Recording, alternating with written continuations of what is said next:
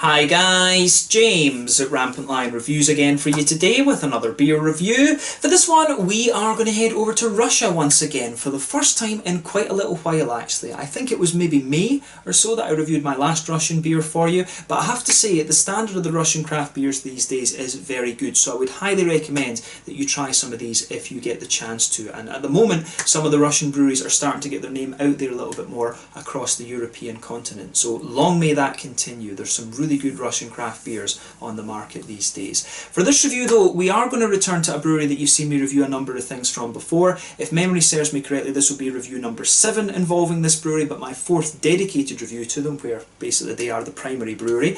And this is one that I'm very curious to try actually. So for this review we are going to return to St. Petersburg and we're having a look at yet another beer from AF Brew. So this one is called the 13 Weeks and What. It comes in at 10% ABV, and this one is a triple IPA. So this is actually the second triple IPA that I've had from these guys. The last one was the Old Sparky, which was a kind of West Coast type triple IPA, and I really enjoyed that actually. So I'm very curious to see how this one turns out. I think this one might be more of a kind of New England triple IPA actually. So fingers crossed it's another good beer. We got this one as part of the Tillfälligt assortment through Systembolaget here in Sweden on the 20th of October 2020, and we do get Zagovor beers and AF Brew through Systembolaget quite regularly, so I'm very glad of that these days. There is one of the import companies is importing these kind of things quite regularly, so long may that continue again. But yeah, Zagovor and AF Brew are the two Russian breweries that you are most likely to come across in Europe at the moment,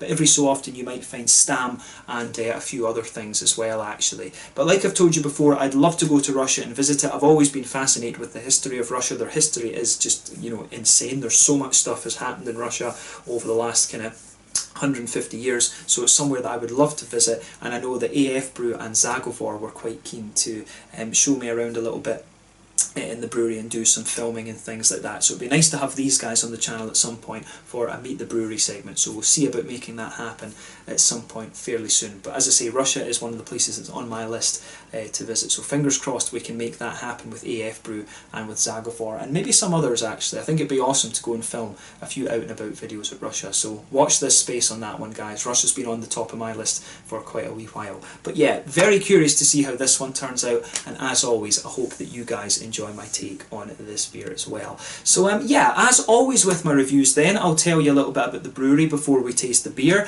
If you want to get straight to the tasting, just fast forward. All the usual links are in the video description below. That's the brewery website, the link to my other reviews that I've done from AF Brew before, and you will no doubt see more from these guys at some point in the fairly near future. There's all the usual social media down there. If you want to see more reviews, do please consider subscribing to the channel. The whole channel of course has a geography based tagging system, so you can go into the home page and search for beer based on country, city, state, county, province, prefecture, whatever it is you're interested in. Do check out the playlists of beers from different countries. There is one there for the Russian beers that I've reviewed for you. That's being added to whenever I get the opportunity, and as always please do get in touch and let me know some of the other beers and breweries that you guys would like to see me review. It's always great to hear from you guys that are watching the videos, and the support that you show the channel is hugely appreciated. So anyway, to tell you a little bit about AF Brew then, on to my brewery notes. So as I've mentioned to you already, AF Brew are based in St. Petersburg, and they were founded back in 2012 by Nikita Filipov, Dmitry Buldakov and Artem Kolchakov. So these guys have previously worked for Baltika, one of the big Russian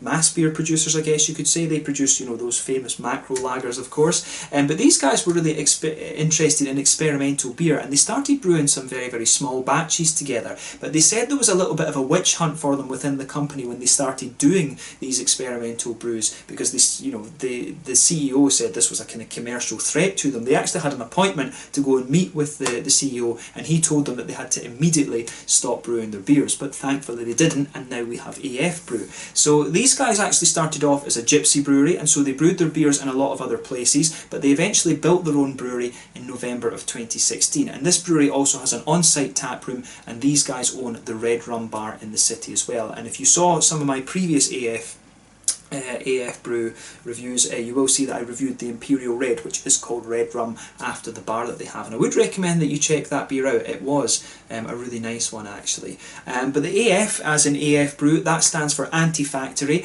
and they said that they chose that name because they liked how beer can kind of give you an escape from the everyday life. So it's basically, yeah, anti-factory, you know, anti-thoughts from the factory of life, I guess you could interpret it as. I think it's derived from a sort of Russian saying that doesn't it doesn't translate literally, if you like, or doesn't translate directly.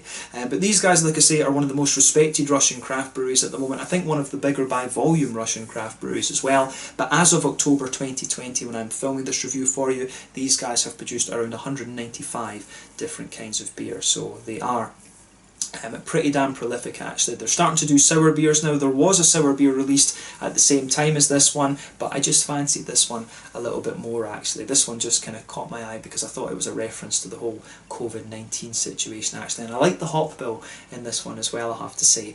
But yeah, as I said, a very, very well respected Russian brewery these days. If you come across anything from AF Brew or from Zagovor Brewery, I would recommend that you check those two guys out, and there are some other very good breweries like Stam and a couple of others that you'll find from Russia as well. So try, if you get the chance to try the Russian beers, I highly recommend that you do. As I've told you before, I first encountered Russian beers back in about 2015 or 2016 when Malmö Brewing Company hosted a Russian craft beer festival, and the standard was really top class actually. So I was very, very happy that we've started to get some Russian beers making it out here into the European Union. So as I said, long may that continue, and I highly recommend that you check out some of these things. The first beer that I had from these guys was the Fear of the Zafir, which was a really nice kind of almost pastry imperial stout that they did in collaboration with Lervig in Stavanger in Norway. And yeah, since then I've tried a few different styles. So I think the next port of call for AF Brew has to be either a lager or a sour beer, so we'll see what we can do about that. But yeah, let's see how we get on with this one then. So if you want to learn more about AF Brew, you can check out the brewery website in the video description below. You can follow them on Facebook and Instagram to keep up to date with all the latest goings on, and you can of course check out the Rate Beer, Untappd and Beer Advocate pages to learn more about all the different beers that these guys have done. So yeah, let's get on and actually have a taste of this beer then. So like I said to you, I reckon this one is a reference to the lockdown in Russia. So I think they probably had a lockdown of about 13 weeks or something. I'm honestly not certain about that though, so if some of you are watching from Russia, let me know exactly where the name of this beer comes from. But yeah, you can see the tally marks on it there, which is pretty cool. You can see there is the AF Brew symbol. It says on the back here, we are AF Brew. We started brewing unorthodox beers even before everything in our country turned craft. We've been aiming to transform our fantasy into material and desirable product, and there we are. We rose against the boring and generic beers in the world around us, and in the faraway 2012 we named ourselves Anti-Factory, or AF Brew in short. So we've always wanted to be a few steps ahead and to lead the way to the world of new flavours and emotions, and what we do is our whole existence. So yeah, pretty damn cool, I have to say. But this one is imported into Sweden by Original Brands. So yeah, they're the ones who are importing all the Russian beer. So hopefully they can add a few more breweries to their portfolio. They have been importing AF Brew. I don't know if we have had Zagovor here yet, if I remember correctly. I think we've had a few collaborations involving Zagovor, but I don't know if they have brought in any Zagovor beers directly, but I can get those over in Copenhagen actually. But yeah, really nicely presented beer, this one. This is a half-litre can, so that's why it looks a little bit taller, and I tell you something, this can is rock solid actually. It's really pretty damn solid. But yeah, half-litre can, this 10% triple IPA, this one, 13 weeks and what. Without further ado, let's get this guy out and we'll get on with the tasting. I'm very, very curious to see pardon me, what this beer has in store for us. I think I paid maybe around, I want to say I paid 70 kroners for this beer, and considering that it's a triple IPA, I think that's fairly reasonable, to be honest. And the fact that it's an import from out with the European Union as well, and there's going to be a, there's going to be a tariff on it, I think that is fairly reasonable, and it's a half-litre too, so it is a little bit bigger. So yeah, the other thing I should tell you about this beer, as I said, it's a 10% triple IPA, this one, and quite obviously a New England Hazy triple IPA.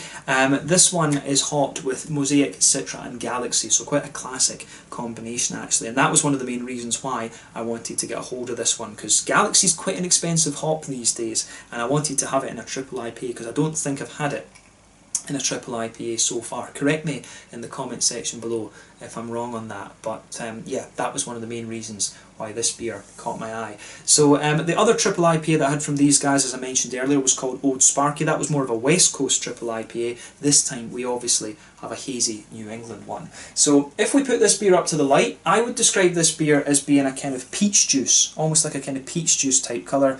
Maybe mango juice kind of describes it quite nicely as well. As I always say to you on the channel, I usually kind of compare the colours of these New England Hazy IPAs to different fruit juices because that's what they really remind me of. But you can see when this beer poured, it poured with about somewhere between a quarter and a third of a finger of a frothy kind of cream coloured head. That has faded away just to be a very, very thin foamy layer, and we have a nice kind of just creamy ring around the top of the glass there. But if we shine the light through this, you can see this beer is pretty damn hazy. The thing that you're always going to get with these New England IPAs is that when you go up in the alcohol scale, the level of haze should theoretically increase because of the higher content of oats and wheat and things like that. But this one certainly does look pretty soupy and gloopy. But yeah, it looks very impressive, this one. So yeah, it's not really surprising in terms of its appearance when you consider what style it is. It doesn't say on the can whether it is a New England or a West Coast, but when you pour it, it is pretty obvious immediately. So yeah, it certainly looks the part, this one, for a modern IPA. So let's take a closer look at the aroma and just see how we get on with this one. Oh, that's a big creamy thing, that. That is a big, big creamy IPA. This one's actually throwing me back to the first couple of Zagovor beers that I had, and I remember commenting on those that they reminded me a lot of the Treehouse beers, and the quality of those Russian beers, I would say, is probably on the level with Treehouse actually. And this is one of the great comforts I have when I review some of these big whale American beers. The stuff that is being produced in Europe these days, I think, is on a par with what's coming out in America. But this beer really throws me back to those first Zagovor beers that I had. I can't remember the name of those now actually. Do I still have my Russian playlist open on YouTube? Let me have a little look. If we go back to it, yes, it was the Sad Wave IPA was one of them, and then it was the Stamp of Approval. Those were the other two, yeah. So Sad Wave and Stamp of Approval. The aroma of this beer really pushes me back to those ones. So straight away with this one, it comes across as really kind of creamy and lactosey in its nose. It almost has a little bit of that kind of yogurty sort of thing going on, which is really interesting. I don't think this beer has lactose in it, but I wouldn't be surprised if there's a bit of dextrose or dextrin or something like that. But yeah, it has almost that kind of milkshakey type quality to it, which is really, really interesting. So if you're comparing this to the big, you know, the kind of godfather breweries, if you like, of the New England IPA, this one certainly comes across in its aroma a little bit more like a kind of Treehouse type New England IPA. So straight away with this one, you can smell that white bready base to the beer. You can get a little bit of the bitiness of the wheat at the back of the nose, but for me, the whole malty side of this beer is dominated with the creamy oats. There's a little bit of that butter candy Werther's Original type thing in there, and you start to get more of that kind of creamy, almost lactosey vibe out of this beer the more that you smell of it. So yeah, the aroma of this beer, I think, is pretty damn impressive actually. So thumbs up to AF Brew for the malty side of this thing. I'm really curious to see what this is like in the flavour, but the malty side of it is very, very nice. It doesn't really do anything surprising with the style, but it's one of these ones that just strikes me as being extremely well crafted, and to be honest, that's what I've come to expect from AF Brew over the last little while. These guys really, really know what they're doing, and this beer, it just strikes me as being really good. And I mean, when these guys work for Baltika for so long, they're going to be able to take these recipes and brew them to a good quality. It's kind of a given, to be honest with you. It'd be awesome, as I say, to have these guys on a Meet the Brewery segment at some point. I'm not sure how many. I think some of them do speak English. I'm sure I've had English messages from these guys through the Facebook and stuff, but it would be awesome to do an English interview with these guys at some point. But if they've worked for Baltika, then it's even more likely that they will speak a good level of English. But yeah, the green side of this beer, on the hoppy side of it, is very nice as well. The malty side, as I say, very kind of milkshakey in a lot of ways, but I think we don't need to say so much more about the malty side of it. I think, yeah, saying that it's lactosey, it's quite kind of oaty in that sense, very, very creamy, and it has a little bit of a sweet butter candy, some wheaty bitiness, and a crisp kind of bready base. I think that sums up the malty side of this beer quite nicely. On the hoppy side of things though, and we'll focus on the green side of the hops first. So for me, there is a little touch of earthiness out of this one, but I think the main focus of the green side of the beer is on those big floral aromatic notes, and those are very nice. All three of the hops in this are very high alpha acid. Of course, Mosaic sits around 14%, I think Citra is about the same, and Galaxy, I think, is around that level as well. All three of these hops have a big floral aromatic kind of base to them. I'm not sure if they will use another hop in here as a bittering hop, such as Columbus or Tomahawk or something, but yeah, you've got a lovely big floral aromaticity of this one. It's not too spicy, it is really just more aromatic rather than anything else, but you do get a nice little bit of grassiness out of this one. But even the grassy qualities in this beer come across as being very, very aromatic. But the fruity side of this beer, I think, is very, very nice. I have to say that straight away. So yeah, for me, it's all about the kind of soft tropical fruits, and you've got the Mosaic, that slightly more oily tangerine note kind of playing a role in this one as well. So lovely soft oranges and some really lovely soft tropical fruits in this. And it's kind of interesting because usually Galaxy, I would always associate Galaxy with being a big pungent beast of a beer, beast of a hop rather, but it comes across really nice and smooth and fruity and juicy in this. If I was blind smelling this without knowing the hops, I probably would think it was maybe Idaho 7 or Victoria's Secret in this one. Victoria's Secret is kind of like the little brother of the Galaxy, if you like. But yeah, the fruity side of this beer is lovely. So you do get a wee bit of you do get a wee touch of that slightly stronger passion fruit, but then it very quickly becomes kind of more mango and apricot-y like.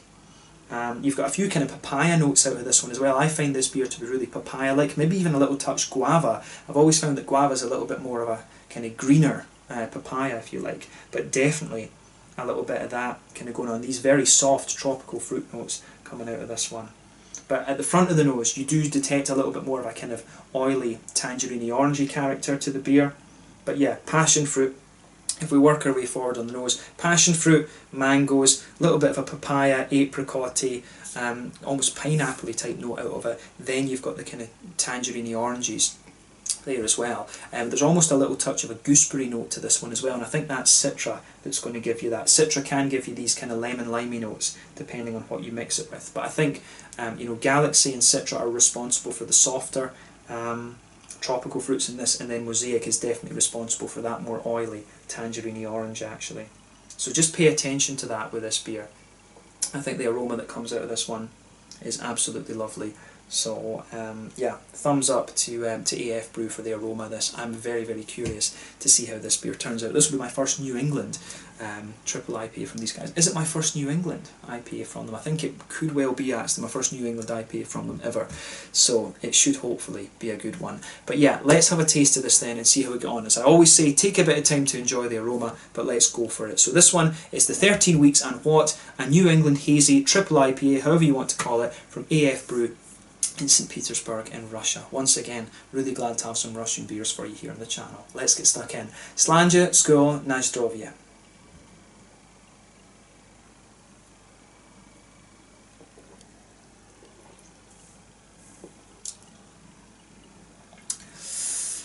Well done, AF Brew. That's really nice. It's definitely, it's one of these very light, creamy, just juicy, fruity New England IPAs, this one. It's got a really interesting kind of smooth note to it. The oats actually, it's nowhere near as kind of sweet. I thought this was going to be really lactosey, but the oats I think really take the fore on this one, and you can feel there's a lovely smoothness just sits there and lingers in the middle of your palate with this beer. It's very, very nicely done, I have to say.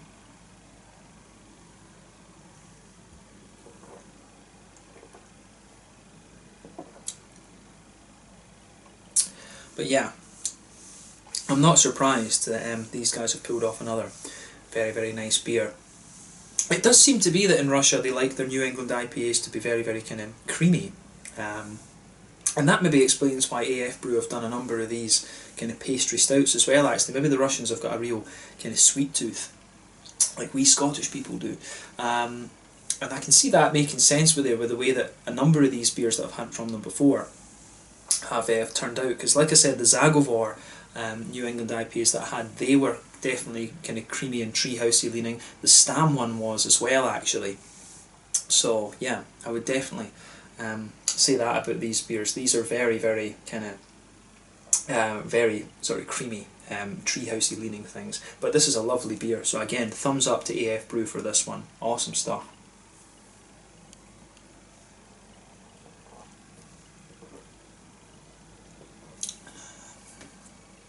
Yeah, it's really got the oats almost have a little bit of a powdery kind of dryness to them, which is quite interesting.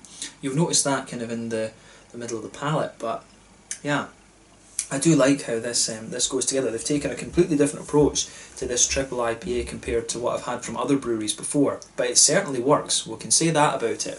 So straight away with this beer, if you go across the middle of your palate there, you can feel a nice little bit of a kind of crisp, white bready quality. That's forming the backbone of this beer. If you go towards the back third of the palate, you can feel some of the wheaty notes, and you can feel the breadiness of the beer just thickens up a little bit. Then at the very back of the tongue, you've got a little bit more of a kind of wheaty, sort of bitey kind of thing. And as you move further forward to the edge of that, and then you go down into the middle third of your palate, you can feel the breadiness just kind of goes down a little bit. But on top of that more crisp breadiness there in the middle third of your palate, you can feel the big thick oatiness coming out of this beer. The oats really play a massive, massive role in this beer, actually.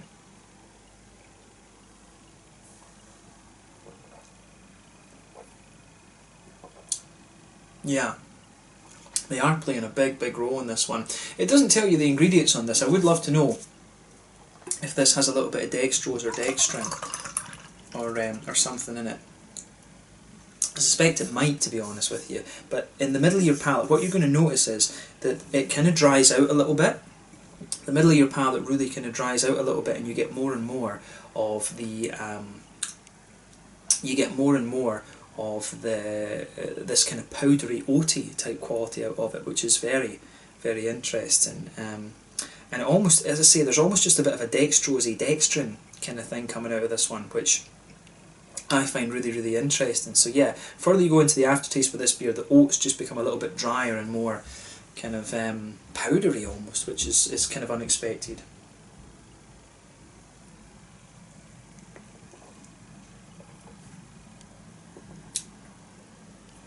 So yeah, I really like how this one goes together. But yeah, the flavour of this one is great. It's a very, as I say, kind of almost milkshakey, oaty leaning IPA. This one, there could be a bit of lactose in this, but I'm more tempted to say it's like dextrose and dextrin. It just doesn't quite have the smoothness, if you like, that you would normally associate with lactose. It's just a little bit more powdery and a little bit more dry in the oaty side of things. But like I say, middle third of your palate, you've got that kind of crisp white bready note there, you've got the kind of oaty creaminess sitting on top of that, and then on top of that you've got a little bit of that kind of Werther's Original butter candy type thing. And as you go further into the aftertaste, you will feel that middle third of your palate does dry out a little bit, and the beer just becomes a little touch more kind of powdery or something, I would say. So yeah, the flavour that you get out of this one is really pretty damn nice, actually. So the malty side of this beer, I think, is very interesting. It's very different compared to other triple IPAs that I've had, and I would be curious to know exactly what's in the malt base here. It does just say on the side that it contains wheat malt and barley malt, so maybe it doesn't even have oats in it. Who knows? Because I would think it would normally say half of it, but it really does have that kind of oaty sort of creaminess to it, actually. It could well just be a Russian variety of wheat that just behaves differently in a beer. I'm speculating, but it might well just be that Russian wheat has a different kind of property, if you like, a different kind of characteristic. So yeah, definitely very quirky for me. But let's focus on the hoppy side of things. I think we've described the malty side of this beer as much as we really need to.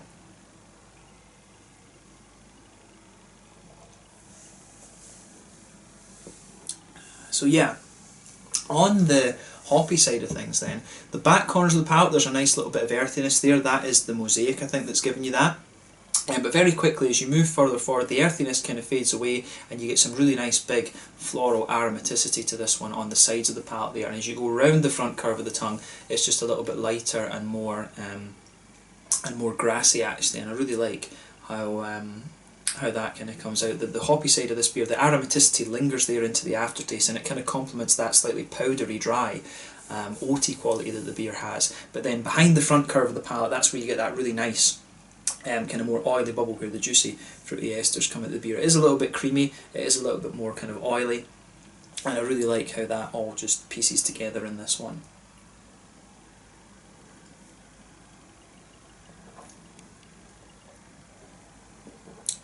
So yeah, that dry kind of powdery oaty sort of thing really plays a role with the fruity side of this beer as well. So yeah, if you go towards the back of that fruity part of your palate, there is a little bit of a kind of passion fruity note there, and as you move further forward on that front third of your tongue, it very quickly goes to be a nice light mangoey, very juicy mangoey quality. Then you get the papayas, a bit of an apricot. There is almost a little bit of a guava, a green kind of guava type note out of this one. Really, the tropical fruits in this are really interesting, but then as you reach the kind of front tip of the tongue, there is a wee touch of a kind of oily, tangerine sort of thing coming out of this one, which I think is really interesting. The oily note in this one really gives you a bit of contrast as you go further into the beer, because it's soft and tropical fruit, and that builds a good bridge between the kind of the almost oaty, powdery backbone of the beer, and then the fruity oiliness, the kind of tangerine oranges at the front of the palate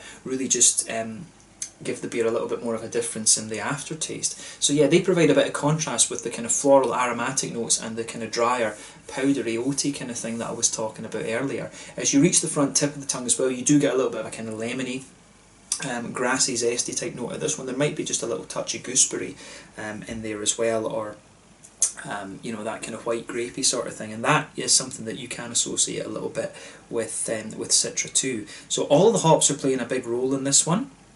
The Galaxy, I think, is very, very soft in this, and that's the thing that surprises me. I think the Galaxy is giving you a bit of the darker passion fruit. Citra is also capable of doing that, but I think these two hops combined are giving you a very soft, juicy, kind of fruity quality there. Galaxy can give you things like pineapple as well, and in fairness, you do get a wee bit more of the pineapple kind of coming off the top of the tongue there as you go further into the aftertaste as well. But for me, the fruity side of this beer, as I say, if you go forward, passion fruit, soft mango, then you've got like papayas, apricots, almost like a guava type note out of it. Then on the front tip of your tongue, you've got that more oily tangerine orange with just a little bit of lemony zest towards the front, and a wee bit of an almost gooseberry-ish quality in there as well. For me, that sums up the fruity side of it, but like I say, a little bit of pineapple maybe coming out of it further into the aftertaste as well. But in terms of flavour, a lovely, lovely beer this one, and very quirky compared to the other triple IPAs that I've had. So if you come across this beer,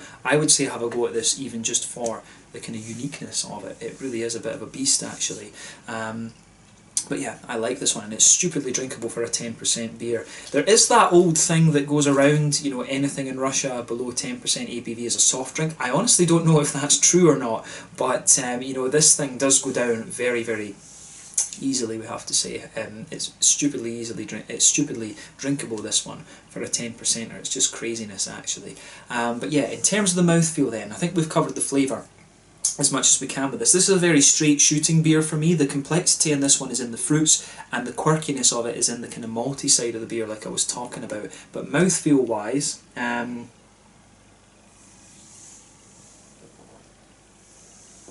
this one for me, it's definitely a full-bodied beer. The carbonation is very smooth. It's got a really good balance between being creamy and oily. In terms of hoppy bitterness, it's got sort of 30. I think this is, you know, 25 or 30 IBUs. There's not a lot of IBU to this one at all, but you do get some nice floral aromaticity lingering with this one into the aftertaste. And again, that's a slightly different approach, because normally a lot of breweries would make their triple IPAs and double IPAs just a little bit stronger in terms of IBUs. Normally the triple IPAs are about 50-ish IBUs compared to the normal 30 for the single IPAs.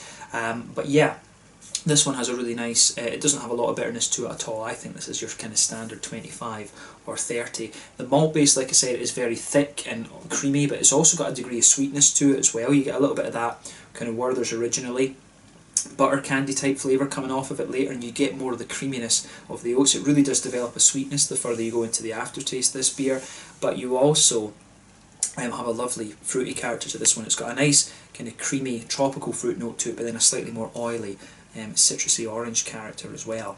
But I think it's safe to say this is a beautiful, beautiful beer, this one. I've really enjoyed reviewing this. It's got a good quirk to it as well, with that kind of almost powdery, oaty dryness that it develops as you go further into the aftertaste. But yeah, it's another very high standard Russian craft beer for me, and that's kind of what I've come to expect from the Russian breweries these days. They're doing some really good stuff over there, and as I said, hopefully I can go and visit them at some point, do some out and about videos, interview some of the brewers, and try a few more of the different breweries that I've not encountered yet. So yeah, let's leave it at that for this one. Awesome beer this. So if you get to try some of these IPAs from AF Brew, you're not going to be disappointed. These guys are very good all-round brewery from what I gather. So yeah, I think a sour beer or a lager has to be the next port of call for them. So yeah, let's leave it at that for this one. Once again, thank you for watching my beer reviews. Until the next time, please like, subscribe, share, all the usual YouTube stuff. Let me know your own thoughts on this beer in the comment section below. Let me know what your favourite beers are from AF Brew. If you're watching from Russia, do tell me some of the other Russian craft breweries that I should look out for, and I'll see if I can get a hold of them. But thank you again for watching. I'll catch you guys very soon with another Russian review. It's awesome to see that these beers are getting out here across the continent a little bit more. But this one was the 13 Weeks in What, a very kind of milkshakey almost triple New England hazy IPA coming in at 10% ABV from AF Brew in St. Petersburg over in Russia. Awesome beer, this one, and a brewery that I definitely recommend that you check out. I'm just glad that we are getting Russian beers over here on the continent. But thank you again for watching, and I'll catch you guys later. Slanja, Sko, Nastrovia, thank you again for watching. Cheers.